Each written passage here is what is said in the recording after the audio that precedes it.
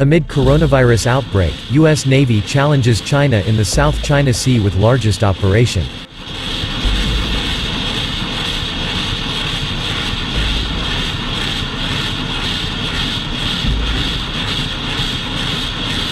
In challenging China's claims in the South China Sea, the U.S. Navy is getting more assertive. The U.S. Navy conducted more freedom of navigation operations in 2020 than in any year since the U.S. began more aggressively challenging China's claims in the South China Sea in 2015. The Navy conducted 7 FONOPs in the South China Sea last year, according to records provided by U.S. Pacific Fleet. The FONOPs are designed to challenge China's claim to maritime rights and dominion over several island chains in the region, which have put the U.S. and its allies at loggerheads with China. Patrols by U.S. warships come within 12 miles of features claimed by China, including features that the Asian nation has converted into military installations.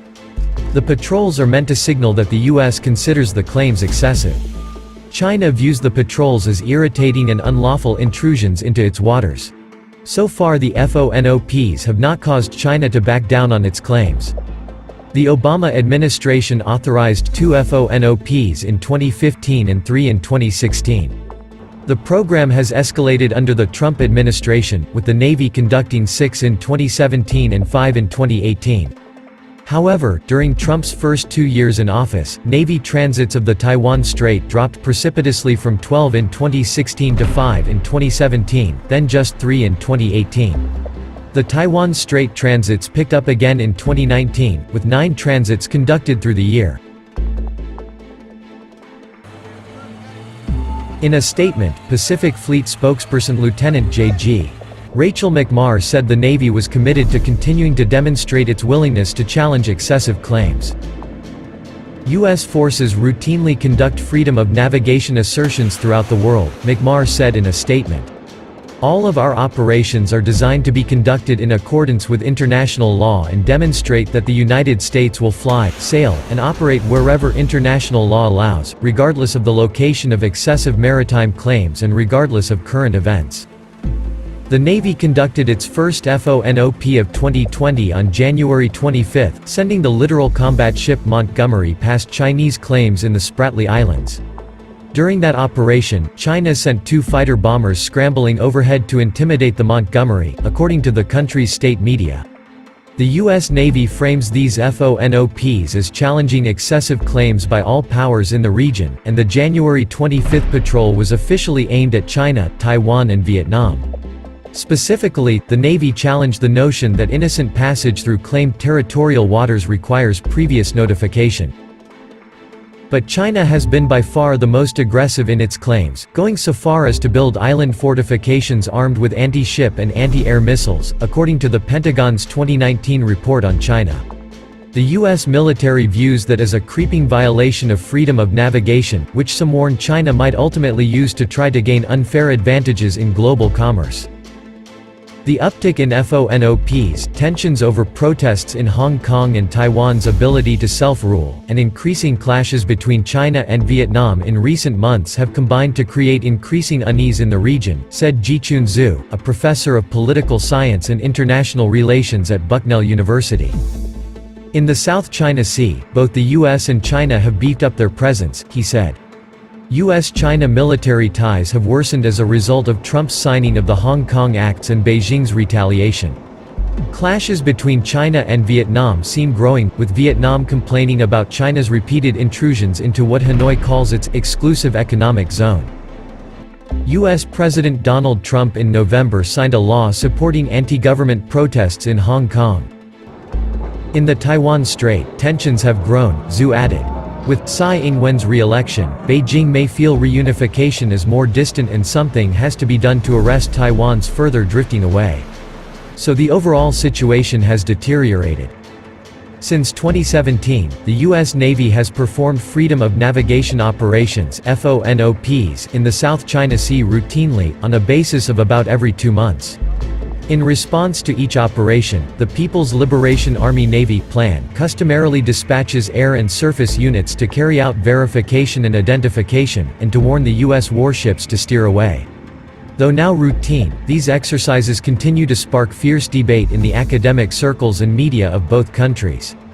Chinese observers repeat official diplomatic statements, deny the legality of the operations, and overwhelmingly denounce the U.S. actions, while seldom giving voice to feasible ways of resolving the dispute. The U.S. FONOP program in the South China Sea has turned into a political battlefield with a legal facade between the two nations. It is not realistic for China to ask the United States to abandon its FONOPs, and it is just as unrealistic for the United States to ask China to simply drop its excessive maritime claims. The three policy options offered to China in this analysis, grounded in a realist perspective, could help define a path for escaping the deadlock. Thus far, U.S. FONOPs in the South China Sea have always occurred at times and locations decided unilaterally, giving Washington the upper hand over Beijing. By sticking to its routine, the United States asserts its right to free navigation in the South China Sea in direct opposition to the law of the People's Republic of China on the territorial sea and the contiguous zone and the declaration of the Government of the People's Republic of China on the baselines of the territorial sea, and in so doing undermines the authority of the Chinese government on its maritime rights of the South China Sea. By maintaining this course of action over time, the United States shapes international custom and consensus, strengthening international recognition of its freedom of navigation concept, which differs from that of China in regard to sovereignty, jurisdiction and historical rights. Every time the United States engages in a FONOP, the Chinese side waits to react. Each U.S. FONOP is usually followed by representations and protests lodged repeatedly by Chinese spokespersons in the Ministry of Foreign Affairs, the Ministry of National Defense, and the Southern Theater, reiterating China's policy of taking necessary measures to defend national sovereignty and security. However, these statements do nothing to stop the next FONOP. The Chinese side also sends warships and military aircraft, with a stated goal of verifying and warning off the U.S. warships. But according to reports from media aboard the U.S. ships, the Chinese warships and military aircraft only follow the U.S. ships and monitor them from a safe distance, calling from time to time via radio to warn them off to no effect. China has largely stuck to this course of action for more than 3 years, and such a response has failed entirely at stopping U.S. FONOPs. It stands to reason that if China continues this style of response, further FONOPs will continue to undermine China's national credibility. On September 30, 2018, the USS Decatur was forced to change course during a FONOP near Nanchuan Reefs, Gavin Reefs, when the planned destroyer Lanzhou tried to intercept the U.S. destroyer. This is probably the only actual interception made by China's Navy on a FONOP since 2015. However, neither of the subsequent statements by the Ministry of Foreign Affairs or the Ministry of National Defense said anything about the interception attempt or the forced course correction, giving up the opportunity to publicize what could be called a successful eviction.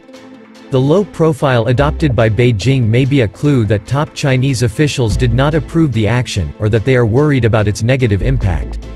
In a Chinese military command system that emphasizes highly centralized and unified leadership, it is hard to imagine seeing another such interception by sea-air operating forces, if that was indeed the situation.